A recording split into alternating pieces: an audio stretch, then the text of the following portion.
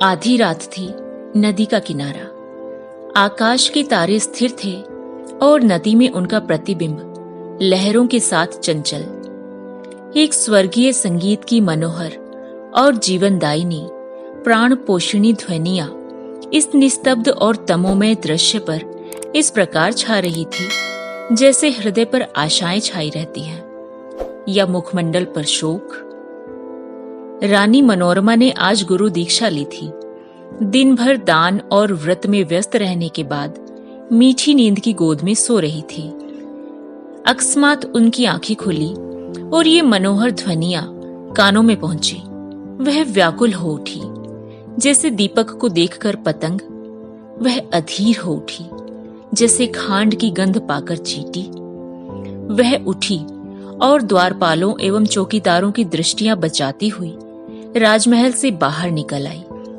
जैसे वेदनापूर्ण क्रंदन सुनकर आंखों से आंसू लाते हैं। सरिता तट पर कंटीली झाड़ियां थी, ऊंचे कगार थे, भयानक जंतु थे और उनकी डरावनी आवाजें। शव थे और उनसे भी अधिक भयंकर उनकी कल्पना। मनोरमा कोमलता और सुकुमारता की मूर्ति थी, परंतु उस मधुर संगीत का आकर्षण उसे तन्मयता की अवस्था में खींचे लिए जाता था। उसे आपदाओं का ध्यान न था। वह घंटों चलती रही, यहां तक कि मार्ग में नदी ने उसका गतिरोध किया। मनोरमा ने विवश होकर इधर उधर दृष्टि दौड़ाई। किनारे पर एक नौका दिखाई दी। निकट जाकर बोली, माझी, मैं उस पार जाऊंगी। इस मनोहर राग ने मुझे व्याकुल कर दिया है। माझी, रात को नाव नहीं खोल सकता। हवा तेज है और डरावनी लहरें, जान का जोखिम है। मनोरमा, मैं रानी मनोरमा हूं। नाव खोल दे माझी, मुंह मांगी मजदूरी दूंगी। माझी, तब तो नाव किसी तरह नहीं खोल सकता। रानियों का इस नदी में निबाह नहीं। मनोरमा, चौधरी, तेरे पांव पड़ती हूं, शीघ्र नाव खोल दे। मेरे प्राण उस ओर खींचे चले जाते हैं। माझी, क्या इनाम मिलेगा? मनोरमा, जो तू मांगे। माझी, आप ही कह दें, मैं गवार क्या जानूं कि रानियों से क्या चीज मांगनी चाहिए। कहीं कोई ऐसी चीज ना मांग बैठूं जो आपकी प्रतिष्ठा के विरुद्ध हो। मनोरमा, मेरा यह हार अत्यंत मूल्यवान है, मैं इसे खेवे में देती हूं। मनोरमा ने गले से हार निकाला। उसकी चमक से माझी का मुखमंडल प्रकाशित हो गया। वह कठोर और काला मुख जिस पर झुर्रियां पड़ी हुई थी। अचानक मनोरमा को ऐसा प्रतीत हुआ मानो संगीत की ध्वनि और निकट हो गई हो। कदाचित कोई पूर्ण ज्ञानी पुरुष आत्मानंद के आवेश में उस सरिता तट पर बैठा हुआ उस निस्तब्ध निशा को संगीत पूर्ण कर रहा है। रानी का हृदय उछलने लगा। आह, कितना मनोमुग्धकर राग था। उसने अधीर होकर कहा, माझी, अब देर न कर, नाव खोल।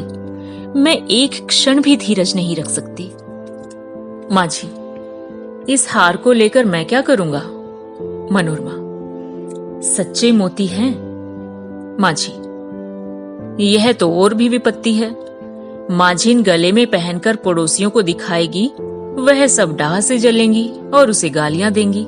कोई चोर देखेगा तो उसकी छाती पर सांप लौटने लगेगा। मेरी सुनसान झोपड़ी पर दिन दहाड़े डाका पड़ जाएगा। लोग चोरी का अपराध लगाएंगे। नहीं, मुझे यह हारना चाहिए। मनोरमा, तो जो कुछ तू मांगे वही दूंगी, लेकिन देर न कर। मुझे अब धैर्य नहीं है। प्रतीक्षा करने की तनिक भी शक्ति नहीं है। इस राग की एक एक तान मेरी आत्मा को तड़पा देती है।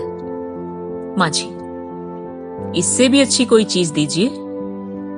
मनोरमा, अरे निर्दयी, तू मुझे बातों में लगाए रखना चाहता है। मैं जो देती हूं वह लेता नहीं और स्वयं कुछ मांगता नहीं। तुझे क्या मालूम मेरे हृदय की इस समय क्या दशा हो रही है। मैं इस आत्मिक पदार्थ पर अपना सर्वस्व न्यौछावर कर सकती हूं। माझी, और क्या दीजिएगा? मनोरमा, मेरे पास इससे बहुमूल्य और कोई वस्तु नहीं है। लेकिन तू अभी नाव खोल दे तो प्रतिज्ञा करती हूँ कि तुझे अपना महल दे दूंगी, जिसे देखने के लिए कदाचित तू भी कभी गया हो। विशुद्ध श्वेत पत्थर से बना है, भारत में इसकी तुलना नहीं।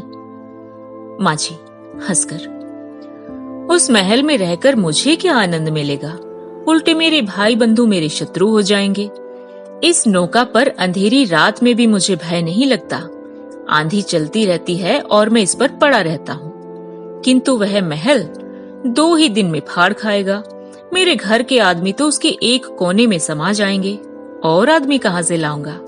मेरे नौकर चाकर कहाँ? इतना माल असबाब कहाँ? उसकी साफ सफाई और मरम्मत कहाँ से कराऊंगा? उसकी फुलवारियां सूख जाएंगी, उसकी क्यारियों में गीदड़ बोलेंगे और अटारियों पर कबूतर और अबाबीले घोंसला बनाएंगी। मनोरमा अचानक एक तन्मय अवस्था में उछल पड़ी। उसे प्रतीत हुआ कि संगीत निकटतर आ गया है।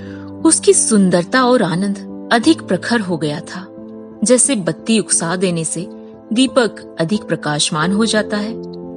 पहले चित्त आकर्षक था, तो अब आवेशजनक हो गया था। मनोरमा ने व्याकुल होकर कहा, तू फिर अपने मुंह से कुछ क्यों नहीं मांगता? आहा, कितना विरागजनक राग है, कितना विहल करने वाला। मैं अब तनिक धीरज नहीं धर सकती। पानी उतार में जाने के लिए जितना व्याकुल होता है, श्वास हवा के लिए जितनी विकल होती है, गंध उड़ जाने के लिए जितनी उतावली होती है, मैं उस स्वर्गीय संगीत के लिए उतनी व्याकुल हूँ। उस संगीत में कोयल किसी मस्ती है, पपीहे किसी वेदना है, श्यामा किसी विहलता है। इससे झरनों का सा शोर है, आंधी का सा बल। इसमें वह सब कुछ है जिससे विवेकाग्नि प्रज्वलित होती, जिससे आत्मा समाहित होती है और अंतःकरण पवित्र होता है। माझी, अब एक क्षण का भी विलंब मेरे लिए मृत्यु की यंत्रणा है। शीघ्र नौका खोल दे। जिस सुमन की यह सुगंध है, जिस दीपक की यह दीप्ति है, उस तक मुझे पहुंचा दे। मैं देख नहीं सकती, इस संगीत का रचयिता कहीं निकट ही बैठा हुआ है, बहुत निकट। माझी, आपका महल मेरे काम का नहीं है, मेरी झोपड़ी उससे कहीं अधिक सुहावनी है। मनोरमा, हाय, तो तुझे अब क्या दूं? यह संगीत नहीं है, यह इस सुविशाल क्षेत्र की पवित्रता है। यह समस्त सुमन समूह का सौरभ है, समस्त मधुरताओं की माधुरी है, समस्त अवस्थाओं का सार है। नौका खोल माझी।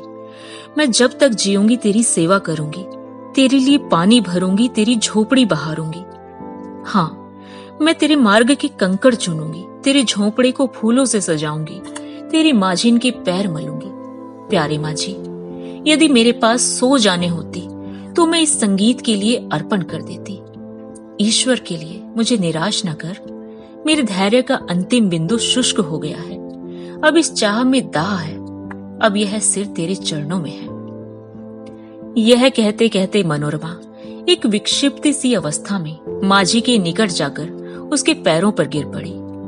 उसे ऐसा प्रतीत हुआ मानो वह संगीत आत्मा पर किसी प्रज्वलित प्रदीप की तरह ज्योति बरसाता हुआ मेरी ओर आ रहा है। उसे रोमांच हो गया। वह मस्त होकर झूमने लगी। ऐसा ज्ञात हुआ कि मैं हवा में उड़ी जाती हूँ।